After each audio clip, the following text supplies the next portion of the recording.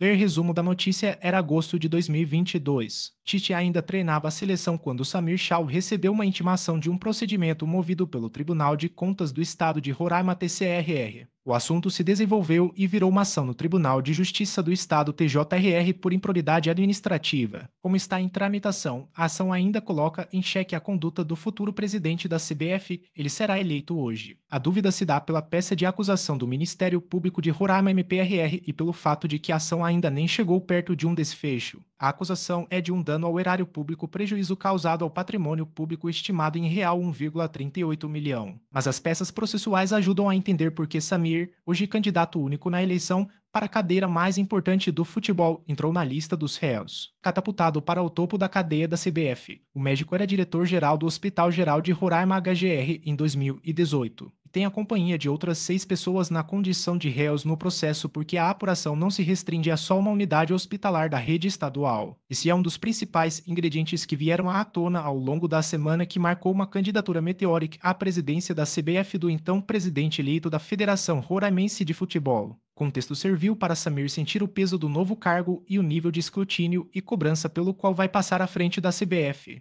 O mandato que começa hoje vai até 2029. O OL teve acesso a documentos que deixam mais claro o motivo de Samir estar envolvido nesse processo. A defesa dele alega inocência, que a promotoria alega o Ministério Público abriu inquérito em 2022 para apurar a suspeita de dano ao erário público, envolvendo servidores da Secretaria Estadual de Saúde de Roraima. A investigação mergulhou na relação contratual entre a Secretaria e a Cooperativa Brasileira de Serviços Múltiplos de Saúde, a Copebras. A ideia era verificar os plantões que foram pagos em decorrência desse contrato. Segundo a denúncia, ficou configurado o pagamento por plantões, exames e cirurgias sem qualquer respaldo legal e contratual. Ou seja, os serviços médicos eram inseridos nessa lista de pagamento da Secretaria de Saúde sem previsão no contrato. O documento ainda cita que, em alguns casos, havia aluguel de salas e equipamentos médicos. O trecho da investigação usado pelo MP no processo menciona a ausência de critérios técnicos no estabelecimento dos montantes pagos. O assunto ganhou corpo porque o trecho de um relatório feito em 2021 levantou outra dúvida. Será que os procedimentos foram, de fato, feitos? Foi daí que nasceu a suspeita de dano ao erário público. Como isso acontecia? A inspeção feita conseguiu identificar 29 médicos vinculados a Copebras que receberam remuneração pela eventual realização de procedimentos não acobertados em lei. A visão do órgãos de fiscalização e controle do Estado. Só seria possível inserir nas planilhas 2 formas de remuneração por serviços médicos,